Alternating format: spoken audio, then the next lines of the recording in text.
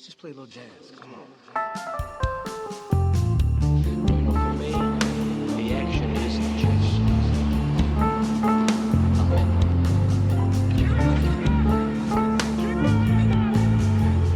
Fiend for heroes.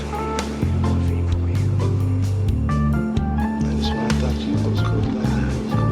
Cool guy.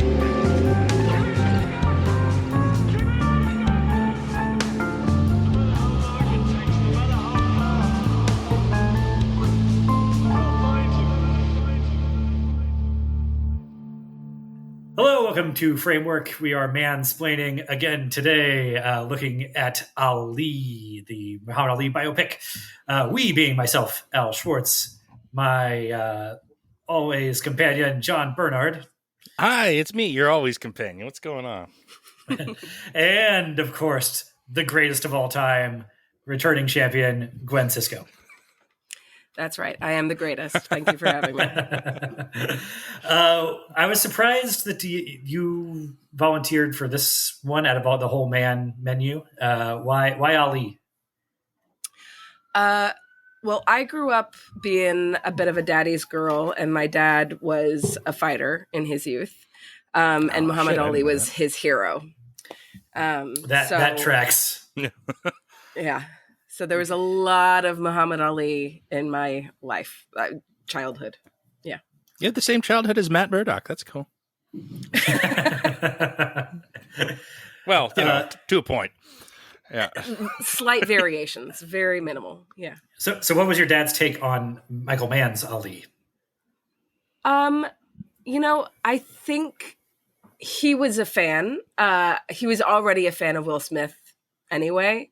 So I think he appreciated the casting. I don't think he was ever fully satisfied because like his life is so much bigger than the movie could ever be. But yeah, he liked it. Yeah, I mean, to be the subject of a biopic, you kind of need to be a bit larger than life. But Ali is really a figure who's like not just larger than life. His life is larger than movies.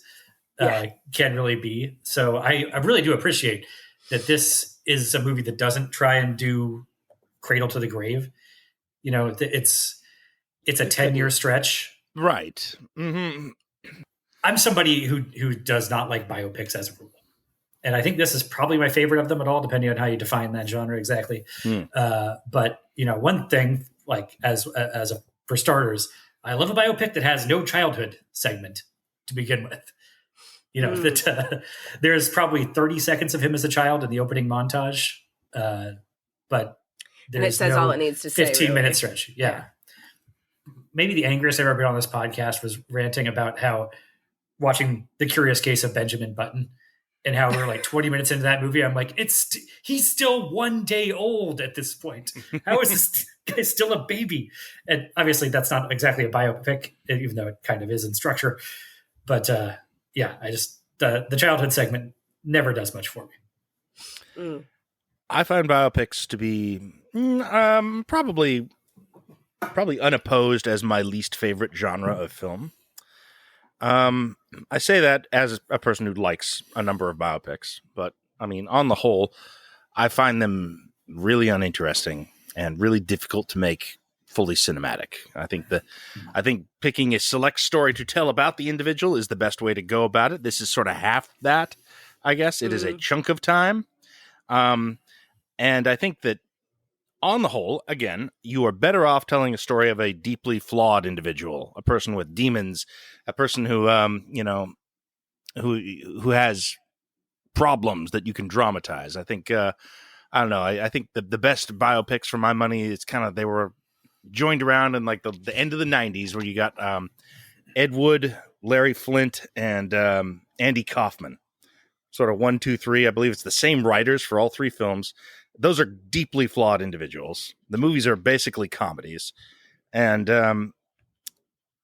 they are not beholden to living up to the legacy of an unquestionably great man like Muhammad Ali. You can't do a takedown. You can't do warts and all on Muhammad Ali because first off, there's not much there. And second off, no one wants to see that because, this man is a hero in, capital H. And Especially as at the such, time that the film was made, yeah. oh, very much, yeah. And as such, I think that this film is kind of it has demerits against it right from the get go, from conception on. I think they got a real fortunate with their director and their star. I think these are the exact right people that you might say. Michael Mann and Will Smith are perfect choices, but at the same time, they are. It's sworn to being dutiful. It's sworn to being, absolutely what everyone needs this to be, and yeah, there's not even a bad version of this that I want. I don't want warts and all, because there's again not too much to explore there. But beyond that, it's just sort of like, why would you want to see a takedown of Muhammad Ali? You wouldn't. You'd want to see hagiography. Is that how you pronounce that? I don't know. It's a word you don't often say. Mostly see written. Yeah, I think I always say hagiography, but Okay. I have no reason to think that's correct. Right. No. So this film has like 2 strikes against it before frame 1. Can I question something you said there? Of course. You said this is exactly. I mean, one, I agree. It's got the exact right casting. Mm-hmm. I don't know that anybody else could credibly be Muhammad Ali except for Will Smith, like in his late 20s, early 30s. Right time, right place. Yeah. And I think this is the best performance of his career. It's very. I mean, Ali is such a larger than life figure. It's crazy. Like, I mean, that's part of why this, I think, works better than a lot of other biopics, because it's focusing on somebody. This is something like, not to merit right out of the gate, but this is to its credit right out of the gate. It's focusing on a famous figure who did more interesting things in their life than make some good songs, get famous, get divorced, get sober. Like, that's the whole thing. Like, he went up against the U.S. government, and boxing is obviously one of the most inherently dramatic, like, art forms / sporting events, because it's, one-on-one combat. But it's cinematic too. Yeah. Yeah. Oh, yeah. It's the most cinematic sport, and probably, I don't know if it would still exist in America if it wasn't for movies, boxing. Interesting. I don't know about that. There is an appeal, ultimately, I guess, to people beating the shit out of each other. But I don't know, like, would classic boxing, or would we all just be UFC stuff now? I don't know. Oh, okay. I wasn't sure if you. There's 2 very different ways to assess that, because if you're saying that it would have like be gone the way of dog fighting or bear baiting or something because it's too barbaric, that's one thing. Or it's not, with the rise of UFC, it's not barbaric enough, and everybody just would have gone to the bare knuckle variety that allowed kicking. That's a different. Anyway, but we're going to talk about boxing actually, though. But okay, go ahead. Yeah. But we'll get to that. We're on biopic still. Is Michael Mann really the best only person for this job? Because this seems like he's wrong for this material. Well, in a lot of fair ways, point. To me. I think it depends on whether or not you're trying to tell a biopic purely, or a biopic that is a boxing movie. Because I think Mann is, like, perhaps we can agree, the greatest directors of action that exists. And so how do you film boxing, which is such an action-packed kind of sport and such an intimately action-packed sport? Like, I think Michael Mann is perfect for that. Well, the question, I think, is how do you do that with the fidelity that he wants to do, like, to history? He's not willing to juice it up, because there's one way of doing it, which is, well, you film it like Rocky does, and where everybody is just leading with their nose and just getting pummeled in the face by haymakers constantly, and that is dramatic. It looks good on screen, And it isn't really like fighting. Right. But he is the guy who's like, no, we have to stick to the actual choreography of the Sonny Liston fight.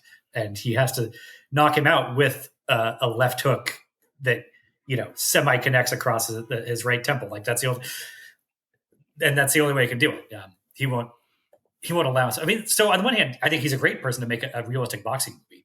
And I think that also makes him a pretty good choice to make a biopic, because he is, I mean, he's interested in warts, or at least he's not somebody who really wants to whitewash his protagonists and make them like, No.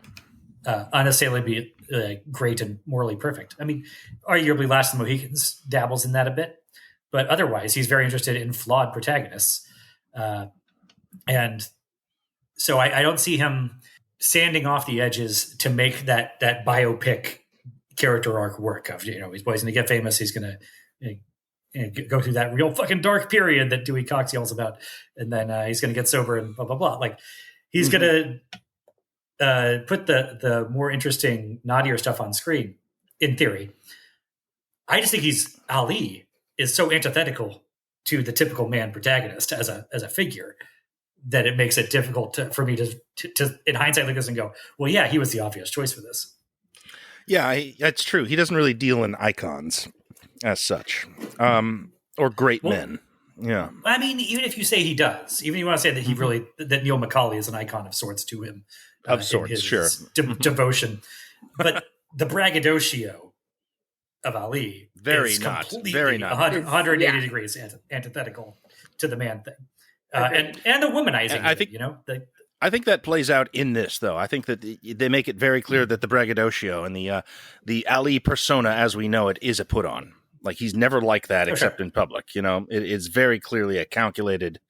It is a juke. It is getting in the guy's head. It is performance. It's selling himself, but it's not who he is. It is very clearly a put on, and I think that's also the Will Smith's most successful moments in the film are when he's doing the famous version of Ali.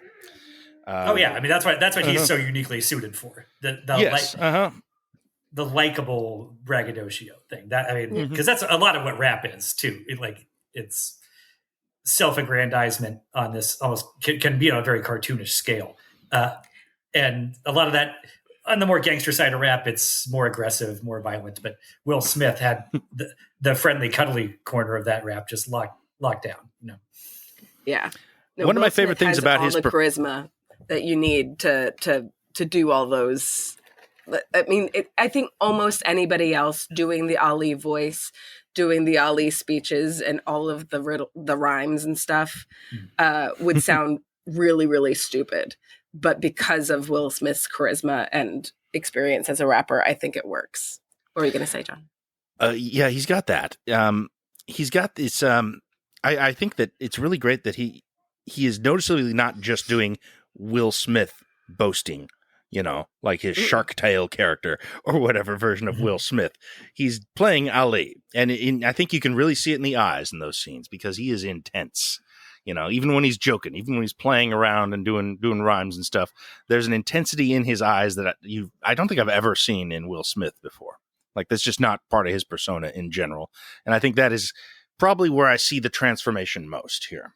Like when he's just doing straight dramatic scenes, I think that it's fine. But, when he really gets to cook, which is the boxing scenes and, the public appearances, that's my favorite Will Smith work. It is a physical performance as much as anything. I do want to say that's the other thing is he's in incredible shape. And obviously to be the heavyweight champion of the world, that's pretty rarefied air. And that limits the casting options incredibly as well. Well, yeah, that's the thing. Nobody else could have played this role. Like it's a perfect meeting of actor and role at the right time. I mean, like, I don't know how you would cast this role today, for example. You'd be like, Michael B. Jordan? He's already has his boxing franchise. Creed. Exactly. Michael B. Jordan would be perfect. And I would say that Kingsley Ben-Adir probably. I can think of a bunch of people. Well, was Will Smith. You have to remember that, before he got this part, he was a lanky guy. He was not built like he got for the movie. So it was a stretch when we all first heard that it was going to be Will Smith, thinking that this super tall, pretty thin guy was going to be. I mean, no way. But he got much bigger. But even in in the scenes in the movies, in the rumble in the jungle, it looks like George Foreman is 10 times bigger than he is, just because Will Smith is just not that big. But in real life, they were actually a lot closer in size. They would have to be in a box, yes. They would. Right. But I mean, that is they were 4 pounds different. That is sort of the idea, though, right? Was that he was always kind of the smaller guy. Well, Ali. I don't, A or little maybe I'm bit. just. He was the butterfly, over his proverbially. force. Yeah. Yeah. And But he would. I would say that the transformation, it to me was at least 50% physical, and I think in terms of that intensity you're talking about and like the ferocity with which he's going into fights and throwing these jibes, I agree that was a big transition from his persona, but I wonder if that was us getting a really good look at the real Will, especially not to talk about the slap or anything, but I'm going to talk about the slap. Like, like I think the real Will is not necessarily who we've been watching as the Fresh Prince up until this point. Plainly, I think. Yeah, at this point, the mask is off a bit. Right. Yeah, and I think we got to see something. I think the reason this performance is so good is that, yes, he has that big personality that he can use for those scenes where he's just talking smack. And then we get to tap into some real deep, dark shit that's inside Will Smith. That's my personal take on his transformation. A little more deep, dark shit, honestly. And that's Mann's choice, Like, well, I don't know. I think that you can't really do that. I think that this character, this, again, there's not a lot of warts to show anyway. Which is disagree. Just, well, I mean, I don't know. I kind of agree with everything Mom Elise says in this. No, there's stuff that isn't shown, I would say. Right. Like they don't go into, they do cover the fact that he's a bit of a womanizer, but they don't really focus on the damage that's done as a result of that. And they also don't really focus on, he really messed things up a lot for Joe Frazier. He kind of destroyed Joe Frazier's life in a few ways, and they show them as buddies, and that's like they went back and forth between being friends, but most of the time Joe Frazier's life was really not good because of what Muhammad Ali was saying and doing, and using a lot of racist language to describe him to the press. So those things, I would say Michael Mann sort of leaned toward hagiography. But all that said, Ali was the greatest. So it's also sort of, you have to make the choice you could make this whole movie about Ali and Frazier. But there's a whole movie there. Yeah. If you're going to start with Liston and end with Foreman, which I think makes sense as a structure, then it kind of squeezes that. How deep you can go into that that becomes a subplot. And you want to keep the Vietnam stuff in as much as possible, I think. Maybe not if you're trying to make it stick, do it all in the boxing ring, more or less. But yeah, I don't know. I don't want to go too hard against this movie because I actually really like how it turns out. Nor do I. And the other sort of thing that I think what John's sort of poking at here is Ali was such a controversial figure in his time that and history has kind of vindicated him in a lot of ways that. So, but if you're going to do a takedown type of thing for him, if you're going to try and take him down for other stuff that wasn't, the people, I don't think he was that controversial at the time for using racist language against Joe Frazier. But he was for refusing to go to Vietnam.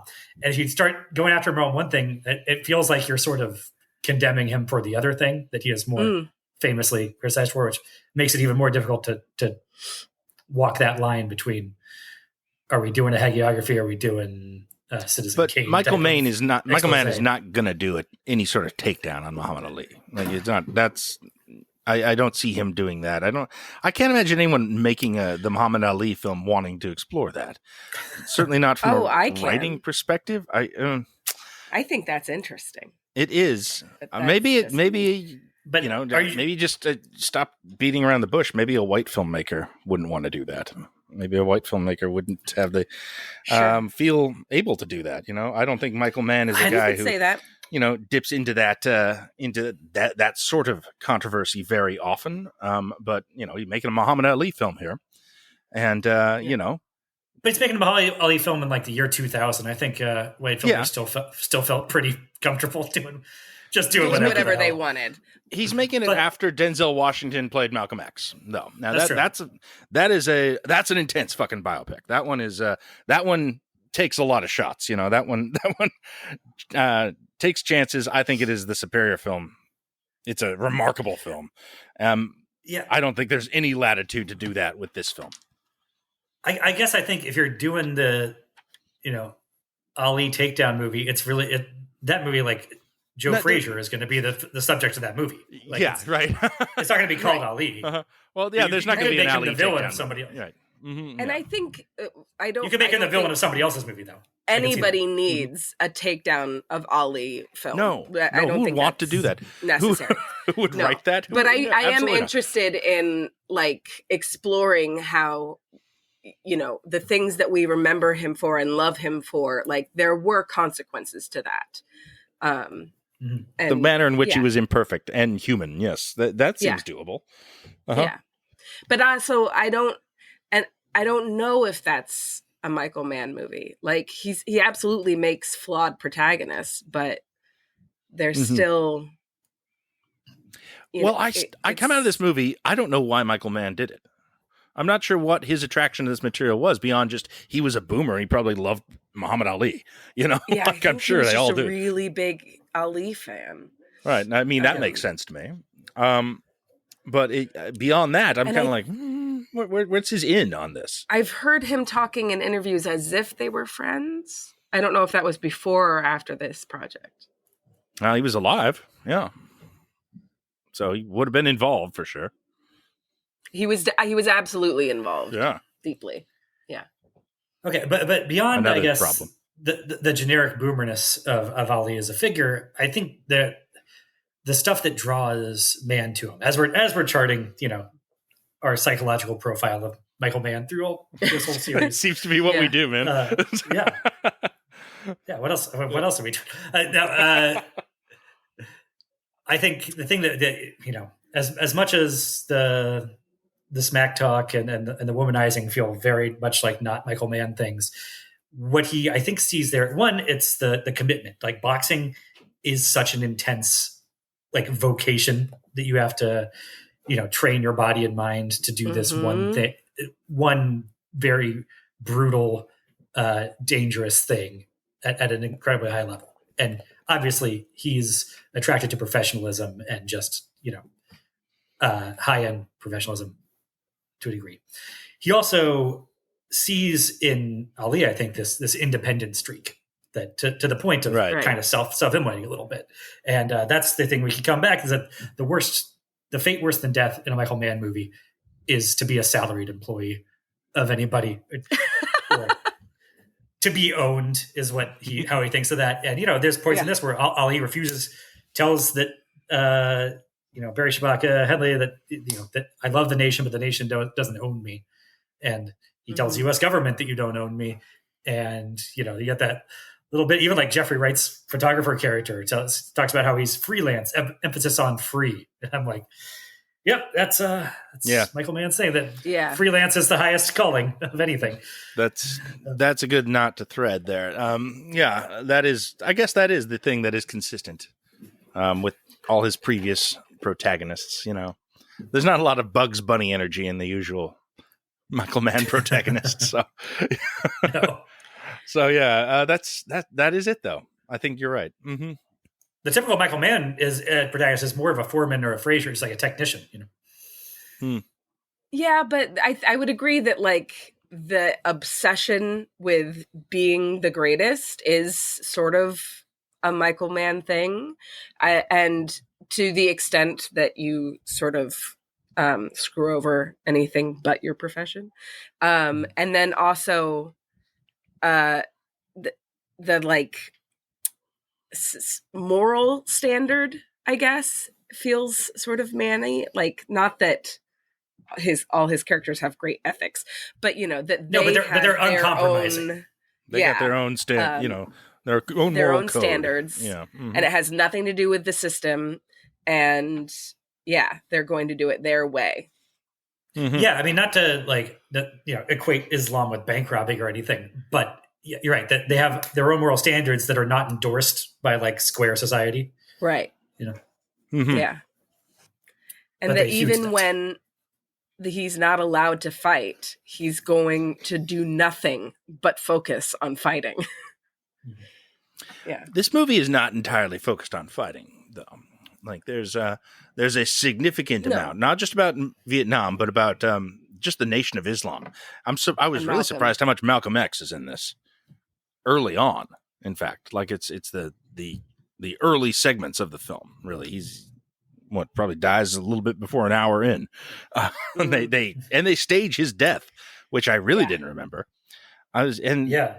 And I'm kind of just like, wow, this is so much more about civil rights era America than I recall. There's a lot of musical montages as well. I mean, it almost feels like a music biopic occasionally. There's so much live like music performed, kind of Motown, and it's all really great and evocative stuff. But I do spend the first hour of this movie being like, okay, so what's the in on Ali here? He's kind of just bouncing around from thing to thing at this point, and it takes a little while for him to really come into focus. I mean, obviously, it's got that 15-minute Sonny Liston fight in the opening, The which opening is pretty montage. strong. But Yeah. it takes a while to settle down after that, and Mhm. and I am intrigued. I want to watch Mario Van Peebles as Malcolm X. Love Mario Van Peebles in this role. He's really good. Yeah, It's a really interesting portrayal of Malcolm X because what you expect from the typical Hollywood biopic is that Malcolm X will be, if not the devil on his shoulder, an agitator. the sort of the guy pushing him to do more and more. And this presents Malcolm as much more, I guess, thoughtful about it and aware of like, okay, Mom or Cassius Clay, whoever he is at that moment in time, Cassius X, like. But as the heavyweight champion of the world, this is a different guy than me. Like him, I can't just asking him to just be me in his role is not necessarily the most effective use of his role.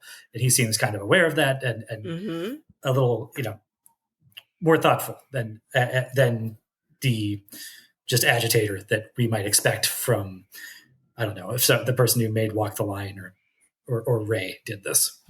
Yeah.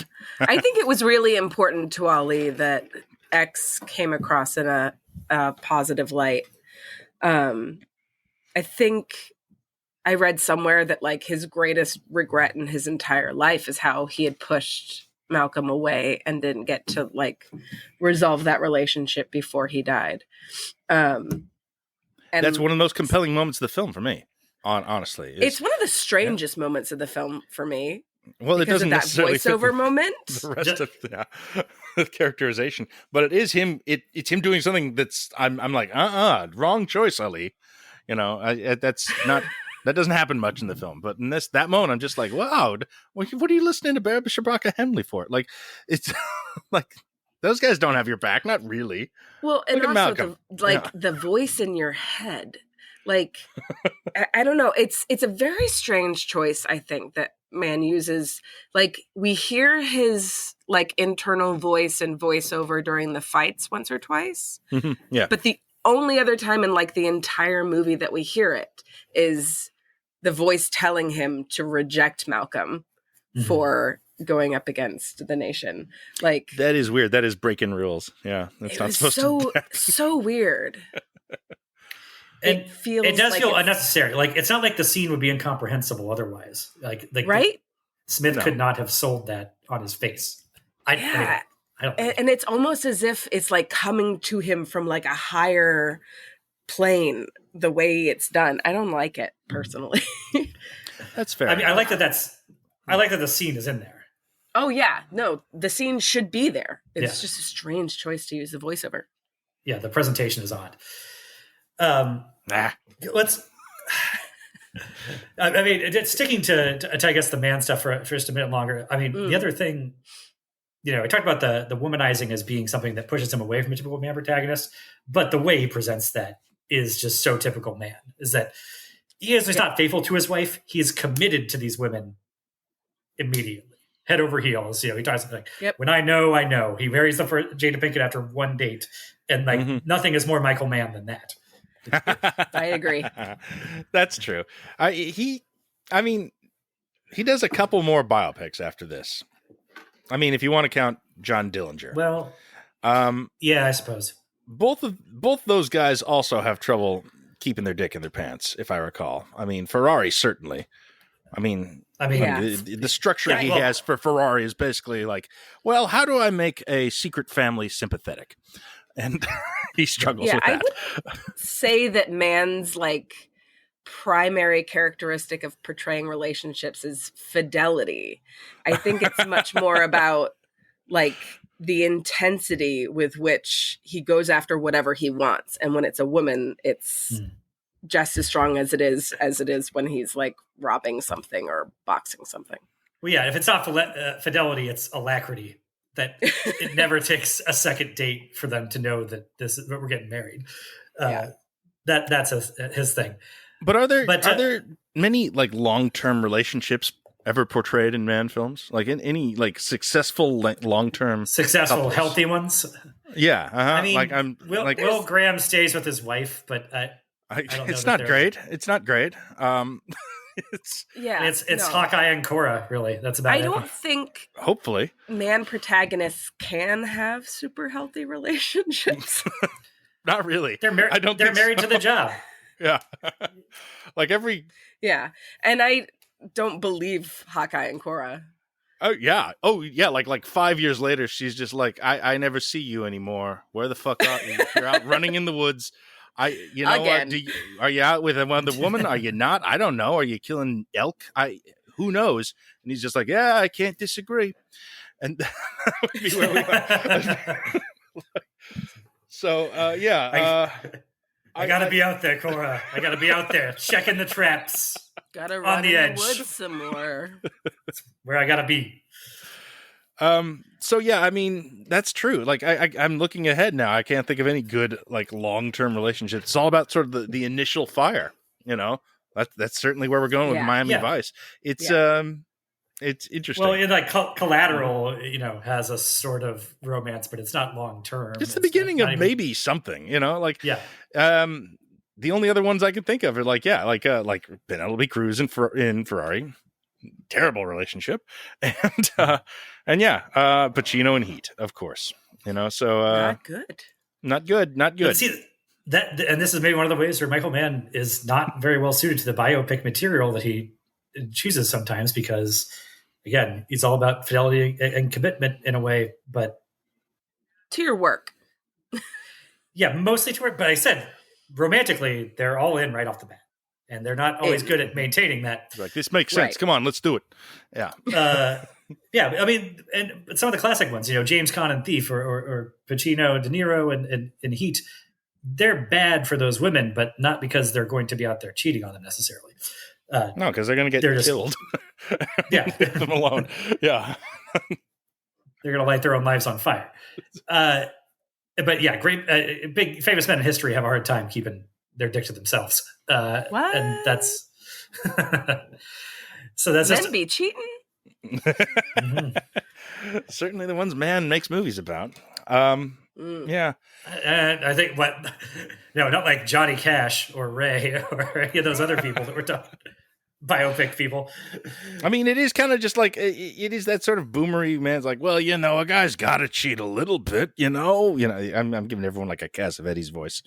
But I mean, it's essentially how it comes across in this movie. It's just like, well, he's a man. What do you want? And Jada Pinkett's a little crazy, so you can't be with her forever because she's a little crazy. Well, I don't think she comes off as crazy at all. She's just not Muslim enough for it. Right. There's also the bit that like he's trying to control women's like self-expression, and suggesting that they're too immodest, whatever. That's true. Yeah, maybe there's more warts in this than I initially imagined. But crap on other people's religions, but it's gross. Well, I mean, neither does the film Ali. Right? Exactly. There's a lot of stuff we don't want to really dig into and talk about in those terms here. The Civil Right. Rights Act and movement, not the act, the movement, and the Nation of Islam, and Ali's womanizing, Ali's behavior off and on court. A lot of it is kind of it. We have to do a dutiful job of presenting the great man's story, I feel, Mm-hmm. and I think that is Yeah. to the detriment of the film, but I don't see a way around it. Well, that's right. I think I don't know if I agree with you that that Mann's attitude about like the infidelity is, oh well, just men are going to be what they are, blah blah blah. I think that is an aspect of men that he does not respect that much, but he's enough of a realist that he recognizes it in all of his research, whether it's with criminals in Folsom Prison or doing Muhammad Ali research or Dillinger research. They're like, yeah, they're out there doing this. Like, I don't think he is necessarily out there doing that. No, But he his sees movies all do these not other read men. as an apologia for infidelities. That's true. Yeah. In the way other films do sometimes, especially some biopics. Yeah, and I would actually say that it's everything is rather unapologetic. Like that we admire him for his intensity and for taking what he wants. Like it's not necessarily glorifying infidelity, but it's just another part of this personality that is too big to be contained. That I think is a Yeah. really good way of saying it, because it's not. I don't think it's condemning him for his infidelities. No. So No, I wouldn't say that either. Mhm. Just So, that, yeah. looking, this is that comment was more about the greater man filmography than Ali specifically. Mhm. Right. Should we just talk about the rest of the cast for a bit? Well, I mean, it demands It's like- attention. The cast is pretty Yeah, it cool. is great. Yeah. Mm-hmm. I mean, like, I think Jada Pinkett's great in this, and I say, like, that is a role that I don't think is sort of she's not as much of a harpy as the first wife in a lot of biopics can be Sure. made into. You know what I mean? Full on Kristen Wiig and Walk Hard. Yeah. Exactly. It's one of my favorite God, performances. isn't it It's- wild that people just went ahead and kept making biopics after Walk Hard? Well, if it had been a hit, I don't think they would have. I don't think we'd have a Bohemian Rhapsody if anyone had seen Walk Hard. But I don't know, it has gained in popularity. It's a cult favorite now. But it's Wow. just as viciously accurate about the stuff that came out 10 years afterwards as it was about the stuff that came out for the decade before it. It's wild how they didn't even like throw a different pitch after that. Just Yeah, and it's not even just music biopics. There's some Walk Hard in this film, I'm afraid. I mean, in almost every biopic. It is still to this day very underrated as a piece of satire. Yeah. And I think the entire concept of funneling an entire life into a 3-act structure that fits into 2 hours and 20 minutes is risible. Like you can't do it. Like you have to do something like just a slice of life moment. Like here's where Truman Capote really showed what he was about, the writing in Cold Blood or whatever.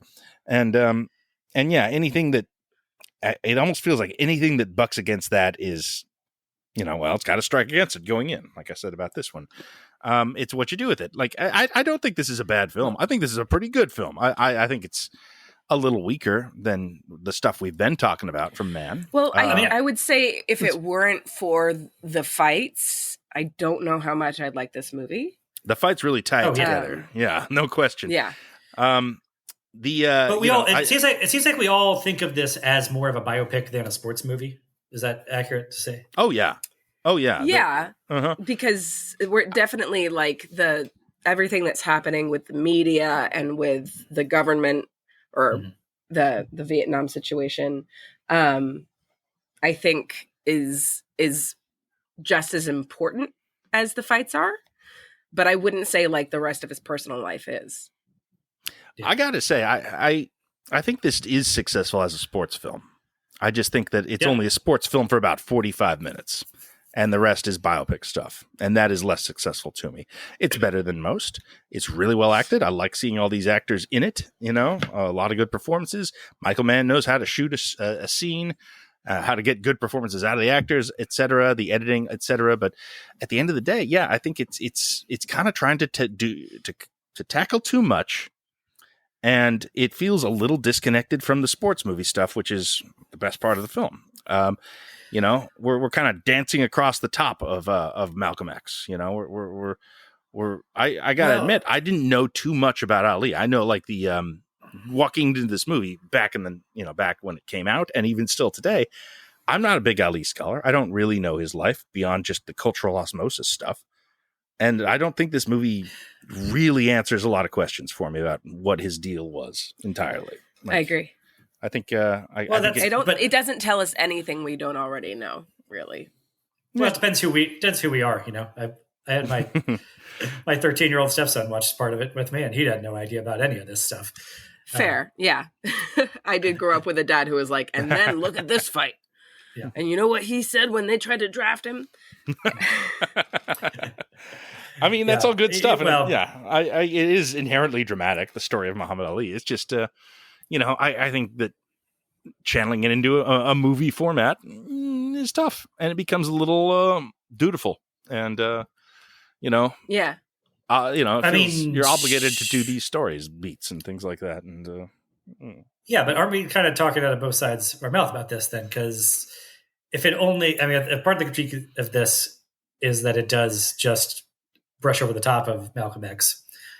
And part of the reason why this scans as a biopic over a sports movie is because it's got LeVar Burton playing Martin Luther King with 0 lines. For a split second. Yeah. What a tease. But LeVar, man, I would love to have seen one scene. Give me one. I remember when I first saw the opening credits and you see his name and I was like, and then I saw that he's playing Martin Luther King and I was like, oh my God, we're going to get LeVar Burton saying some really great words. I can't wait. Did they cut it or something? They must have done one scene with Martin Luther King played by LeVar Burton. They wouldn't cast him a noticeable, an actor associated with a very iconic role. And have him just pop up as a very famous person and have no lines of dialogue. That's weird. I don't know. There's so much about Malcolm X here that you start making it about too many great men, Well, just cast a lookalike who's not LeVar Burton as Martin Luther King. Well, I think the more Martin Luther King you include in this movie, the more it starts pushing things in the direction of angel devil on each shoulder. That's the inherent problem about telling any story about those two guys. You want to avoid that. You don't want to do that. But the problem is that we're just barely touching on some of that interesting material. But that comes with the territory if you're not doing a full cradle to the grave thing, and you're doing a particular slice of the life. You're not going to get deep into everything. And you can go too far with that too, because I don't know. I never saw that one night in Miami or whatever thing, but it feels very community theater of the one day when the 5 most famous figures of 1973 all had lunch together. And that feels contrived in its own way. Apparently it really happened. I don't know. I didn't see it. Yeah, I think it did. But I think I want more from the movie, yes. But given, it's 2000, 2001, and it's Michael Mann, I don't expect much more from the movie than we get. And I do appreciate that, he's focusing more on the Vietnam drama and the relationships he has. The Bundini relationship is very interesting here. Yes. And I think the most interesting relationship in the movie is Ali and Howard Cosell. I think that's Michael Mann's in. Yeah, Michael Mann understands Howard Cosell. It feels as though Mann is particularly interested in how these people from different worlds come together. The fact that Howard Cosell couldn't be more different from Ali, really.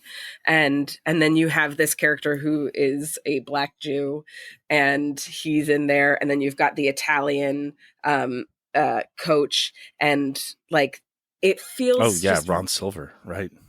Yeah, it feels like you're just trying to spin that very warm fuzzy feeling a little bit into the center of the story of how people can make connections and like form alliances over that's not how I view it at all. I mean, in the greater Mann filmography, he doesn't seem that interested in that. No, I don't. Fuzzy feeling. I wouldn't say so, but I think that's what this. I would say that's sort of this kind of the center of this film is the way people are connecting. I kind of agree with this. I agree with Gwen on this. There's some great moments in this where you see that happening, like the scene. Ron Silver, his what is it? I don't know what that position is called in boxing. You know, his trainer. Cut man. He's cut. Yeah, the coach-ish trainer guy. It's when he and Don King, an excellent Don King performance by Mike Kelty Williams, and so good. Silver are doing that. Are doing the press conference. Yeah, and Silver. Silver gets shut down by Don King, and Ali's just like, hey. Why don't you talk to him like that? And you're just like, oh God, he really does have a good relationship with that guy. He's been here the whole time. It makes sense. Oh, yeah. It's part of his team. It's part of his crew. You know, but I think that's very man. I mean, I don't know if I'm going to call that cynical exactly, but it feels very calculated to me. Oh, it's totally. Yeah, it's cynical. In this moment, I think Mann or the screenwriter or whoever, is very like aware of, okay, Don King is going to become a part of this movie in the third act, and that's kind of a heavy thing. And in order to make sure everybody's still on board with Ali, we're going to, especially some of the white people we've made kind of uncomfortable with all the Nation of Islam stuff. And we're going to make sure we include a part. We're going to make sure we include a scene of Ali snapping at Don King in defense of his white pal. No, you're absolutely right. It is very much so everyone feels comfortable. Yeah. But the Cosell stuff does not read that way to me at all. And in fact, that's one of the things that I think maybe would be one of Mann's other ins into it. But the reason I love that stuff so much as part of this movie is it demonstrates Ali being sort of a tactician outside of the ring and inside of the ring. Mm-hmm. And he and Cosell are very conscious of like the show they're putting on and how they're both getting different things out of it. And, they are friends, I think. Like, oh, totally. They're playing up sort of the antagonism. And that's, but I don't, I think they were buds to some extent. Yeah. I don't know that he was like the wise, like, I think I'm trying to remember like the thought I was thinking at the time, like that he was going to be this guide.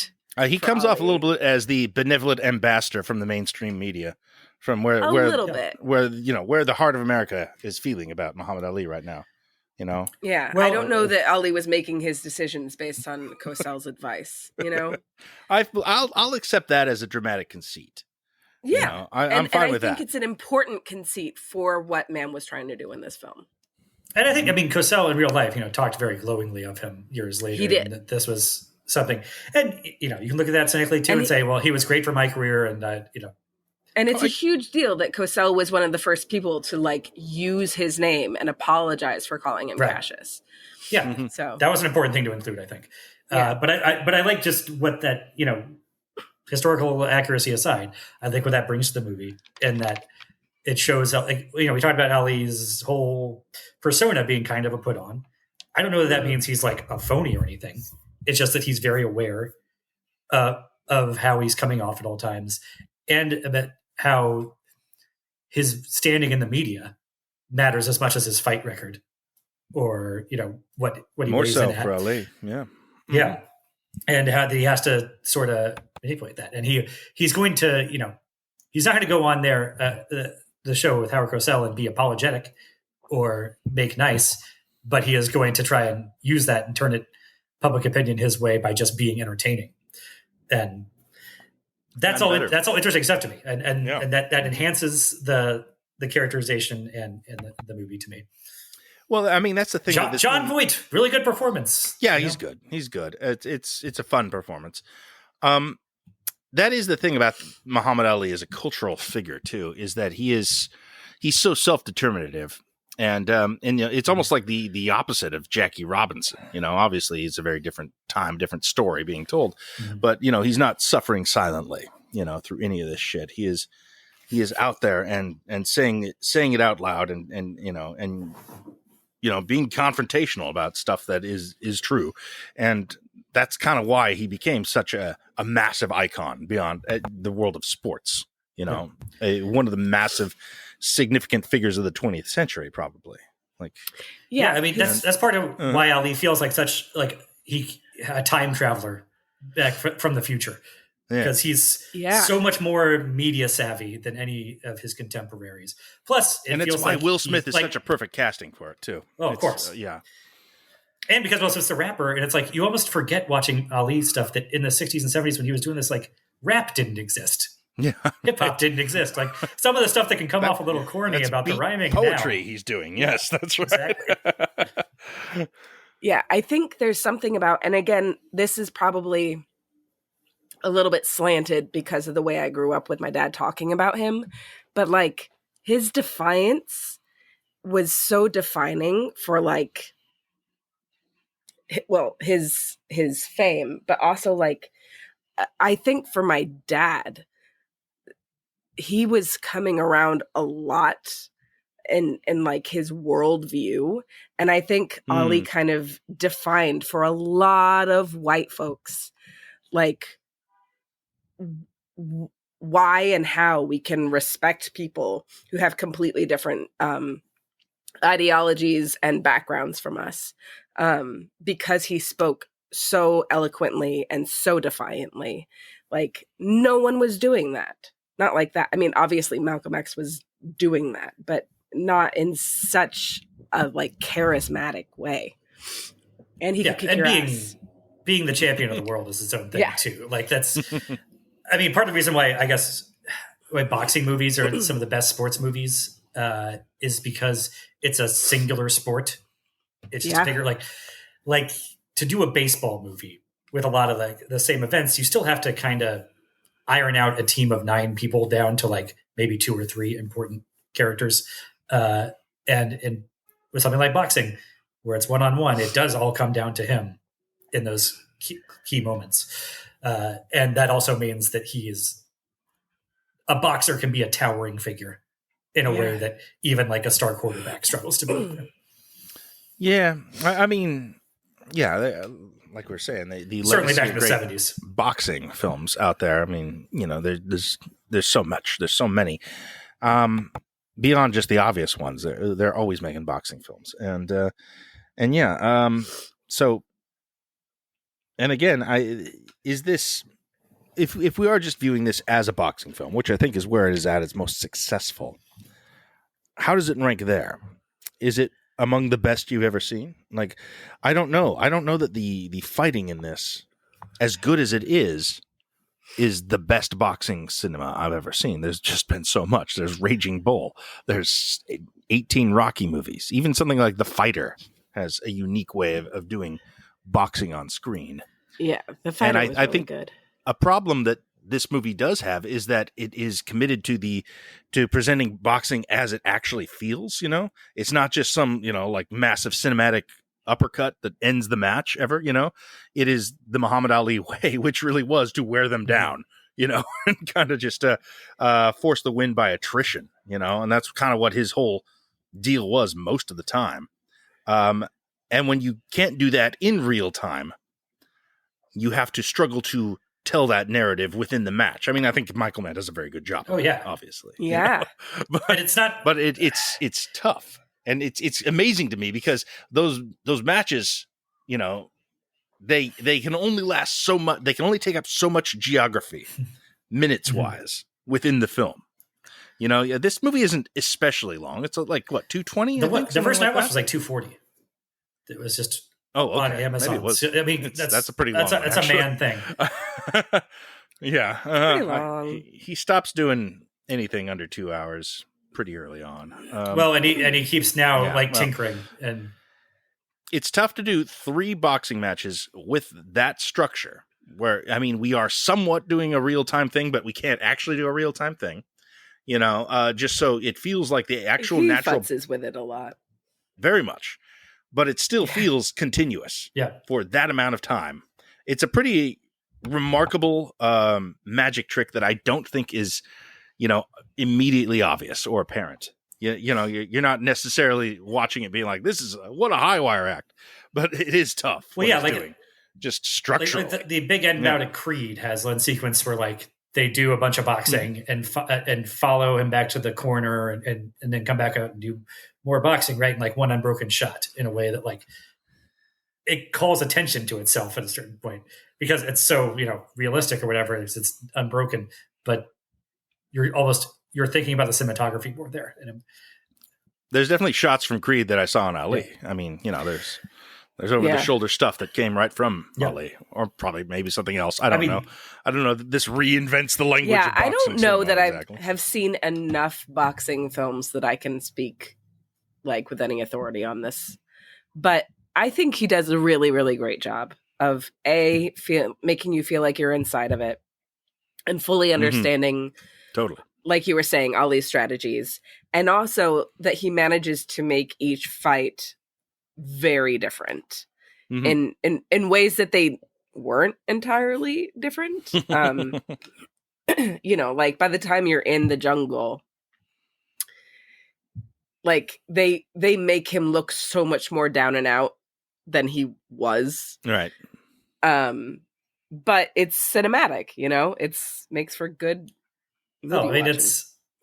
Okay. Here's what I'll say. I mean, I think this is my favorite like boxing sequences of any movie. I'll take it over the Rocky stuff, even though I recognize it's just kind of a different style and it can be put to great effect there. Yeah. But I'll say one thing about this that I love about this movie is it's a movie that ends with its best sequence. And that sounds very simple when I say that, but it's such a rare thing now that I think about it. And it helps that like the Rumble in the Jungle is this incredibly dramatic thing, like one of the most dramatic events in the history of sports. But it's also just the way it's shot. I mean, like I said, it's very realistic and about being worn down. But then when Mann just has the music rise as Ali is like pushing forward to start fighting back, like that works in a listen fight. It works at the end. It's good. And it gets. It gets me going every time. And then of course it ends with him still in the ring. Like it's just, again, I've talked a lot between Mann and Carpenter, our last guy. I talked a lot about the art of a great ending goes so far. And I like this one goes out on top for me. I think the Rumble in the Jungle is the best part of the movie. Oh, it's incredible. Yeah. I like the listen fight the best. The Rumble and Jumble. I mean, if you've seen When We Were Kings, you've seen the real one too, and it's a comparison. It's a direct comparison. Oh, it's tough. Sure. Yeah, I don't know that I have a favorite fight in the movie, but they've done such a great job of making Foreman just. I remembered for so long. I didn't watch this movie for 15 years at least, but I just remembered the shot of Foreman hitting the heavy bag with these big old hooks.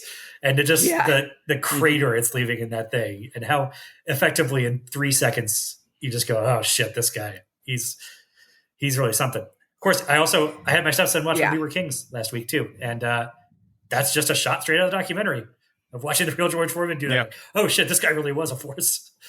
Well, I mean, there's a lot of iconic shots of Ali in the ring that are duplicated here. Yeah. Obviously the big one with Frazier is, and it's right there in the movie.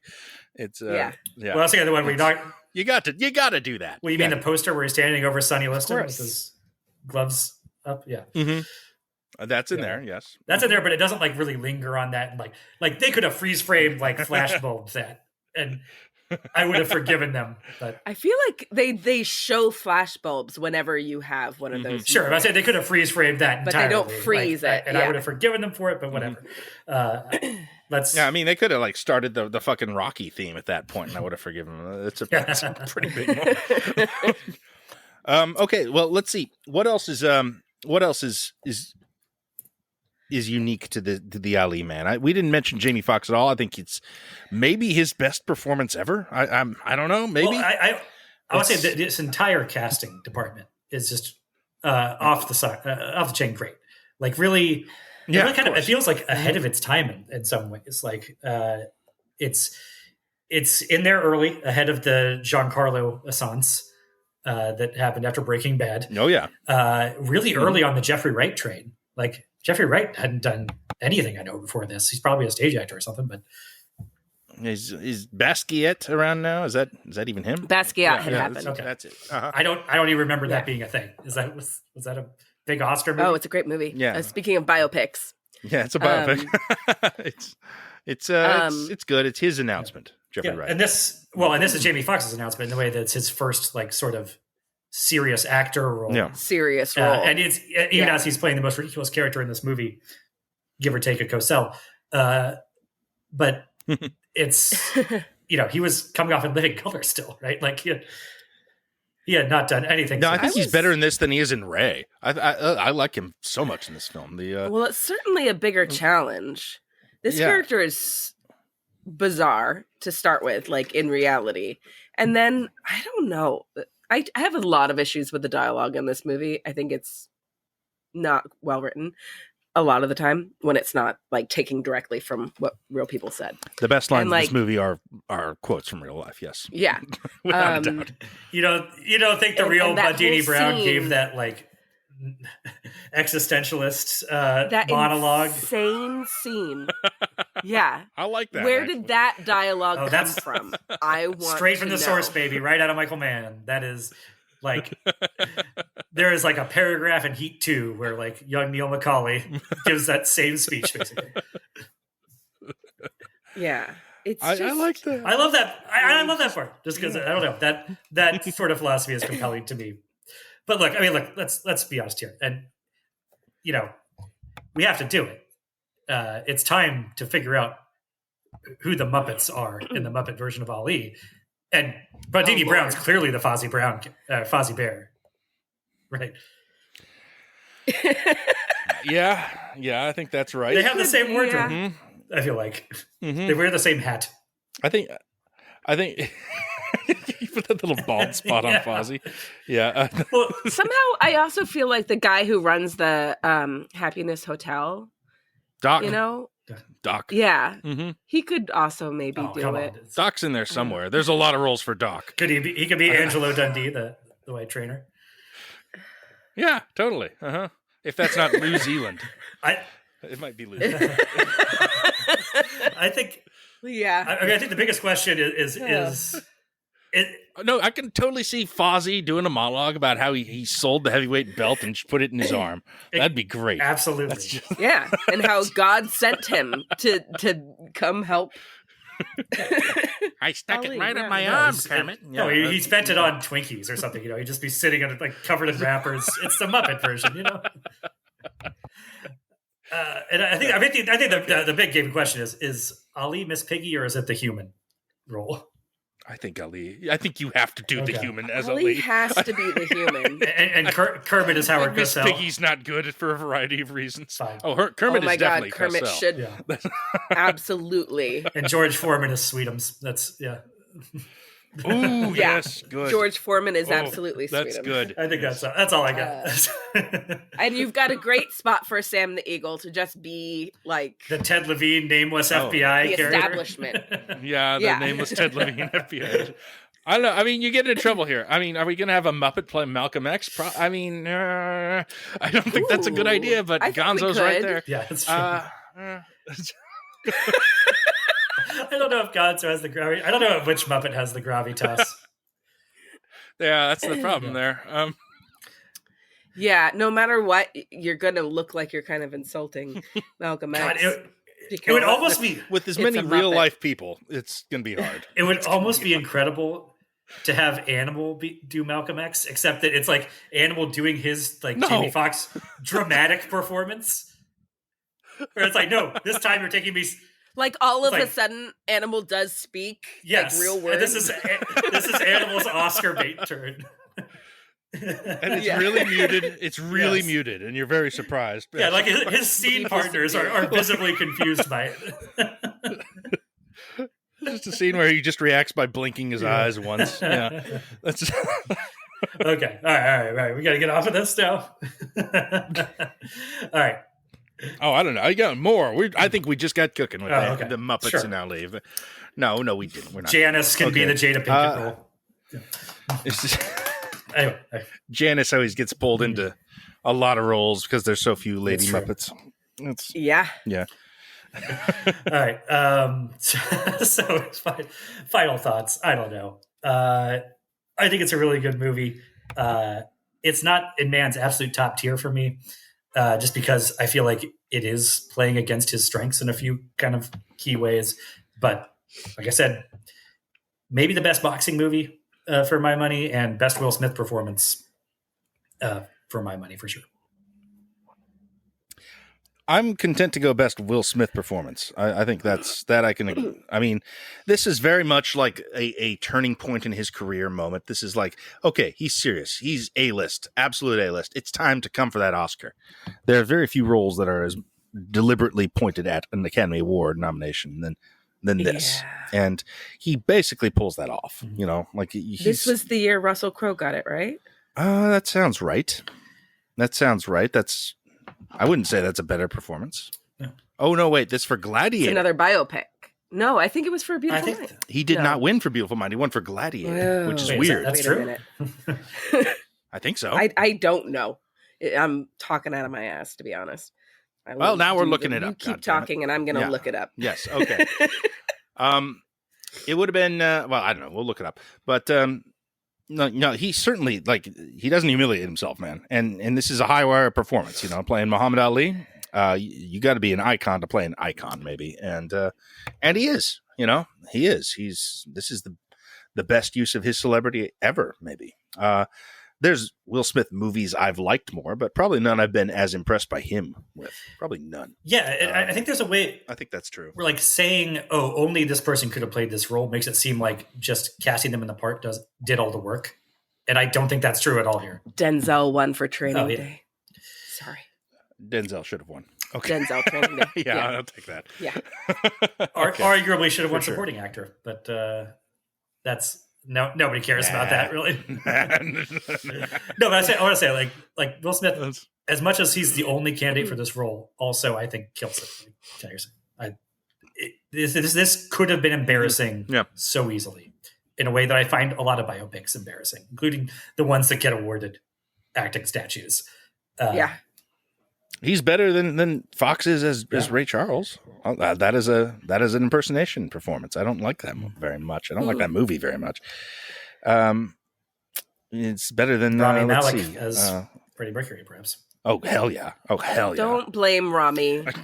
That's not Rami's fault. I haven't even seen it. I just don't because, like I said, this is a thing that not only does nothing for me, Musical. actively annoys me at this point. Just Yeah. No, I agree. I don't know if it's his best performance, but it was certainly like the one you could most easily have gotten destroyed attempting. Yeah. And he had to get this one right. Yeah. He did it. yeah. Okay. But it's still a biopic, and that's my problem. The strike against it. Okay. There's it's hard. It's hard to hit 5 stars when you're a biopic. I mean, Yeah. there's a few that do it. I guess they're very irreverent for the most part. Function as other genres, mostly, as well, or even more so. It's hard for me. It's hard for me to embrace a biopic, and this mostly is that. When it's a sports movie is when I like it best. Yeah. Like I said, I think a lot of the original dialogue is bad. This could have used some really neat dialogue scenes. That's something that Heat and The Insider both really have. Yeah. And this does not have great sit down and talk scenes. And I think some of the best sequences of the whole movie are the fights and that opening montage. Like, that is Michael Mann doing some really, really great work, storytelling with just images. Yeah. It's unbelievably great work. So that makes it a good enough I don't movie know. for me. Because I don't think, like, outside of the diner scene in Heat, I don't know that dialogue is Michael Mann's strength exactly. I think that he's a great sort of... Oh, man, we came right off The Insider. Yeah, Right off The that's true. Insider, you're saying that. I guess I give Eric No, Roth a lot of I credit know. for that. But no, I mean, I think Mann's great at he's a stylist and I don't know, a moodist and emotionalist, if that's a thing. And he's great at that part. And, there's There's great wordless stuff in this too. Like one of my favorite bits of the Rumble in the Jungle is when the ring girl and Ali wink at each other between the fights, and that's Yeah, that's nice. Yeah. Sure. Yeah. Well, I mean, look, I'm coming off negative here on Ali, and it's totally a good movie. It's totally a good movie. It's a good movie. I don't want to be churlish. This is just a soapbox for me to bitch about biopics. This is one of the better ones. It really is, and I think it's probably the best Michael Mann biopic as we go forward. I think we'll find. Yeah, for sure.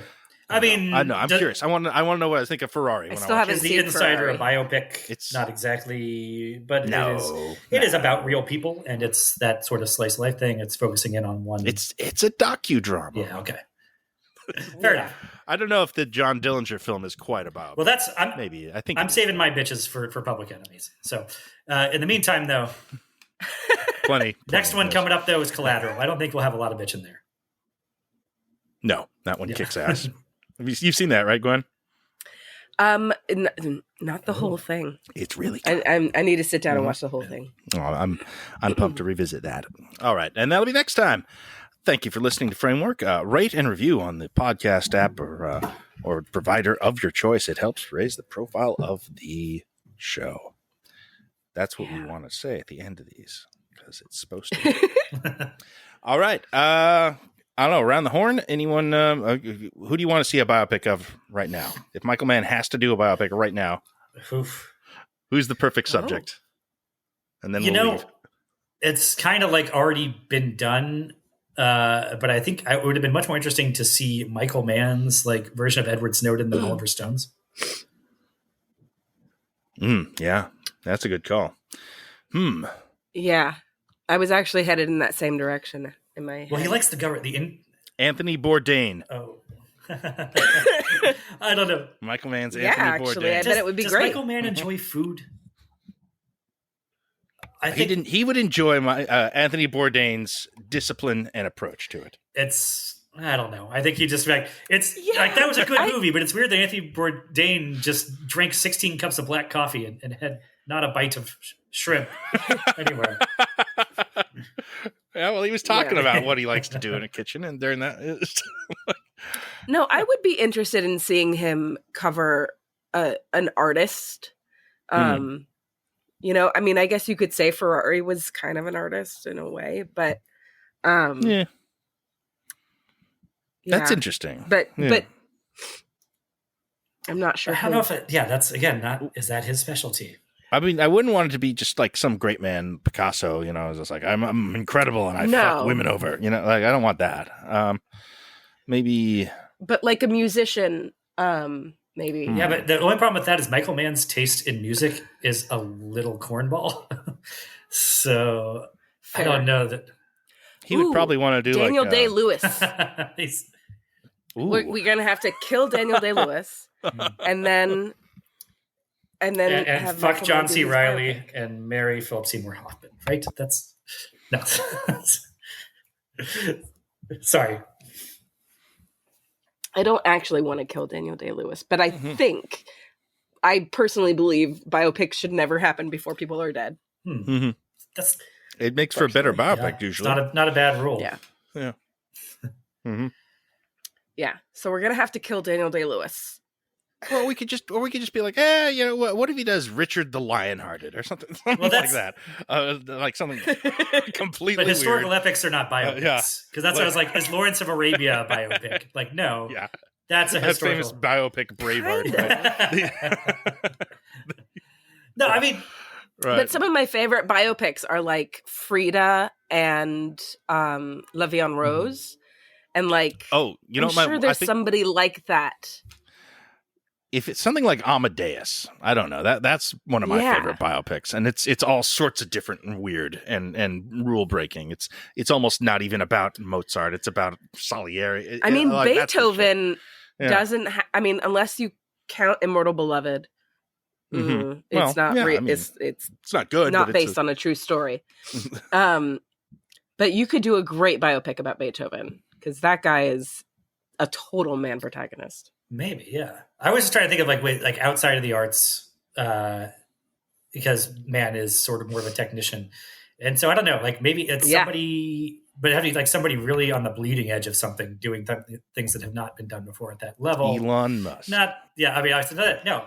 He came to mind, and then I I was trying to think of a out. modern day like technologist person, but maybe just somebody from earlier in the space race, back in Mann's heyday, and I don't know if like, we already hit First Man, so I guess that one's kind of off the table too. But I don't know, something more in the hit. Oppenheimer wouldn't have been a bad subject for him. Sure. Honestly, Steve Jobs has already been done. Yeah. Actually, Jobs wasn't a biopic though. Not really. Not really. I mean, it is, but it's. I like how they did that. It's a different kind of. No, let's just say, yeah. That's what I'm talking about. Breaking rules. Yeah, that's what. No, you know what? I think you should. He's a rule breaker. He's a disruptor. My answer now is just he should just do Oppenheimer. I think for the next from now until when Mann dies, I think him and Nolan should just start remaking each other's movies. I just want to see their different takes on it. Okay. All right, we've hit the end of this, folks. All right, thank you for listening. Right, and we'll be back shortly with Collateral. And others. Shit, the right answer was Jim Henson. All along. Shit. Not for Mann. That's not a Mann protagonist, Al. No. I want to see that movie. Sam Rockwell can play him, but it can't be Michael Mann. Okay. Fine. I don't know. Sam Rockwell's probably 5 years older than Henson when he died now, so. Oh. Why isn't this podcast over? It's over now. The end, folks. See you later.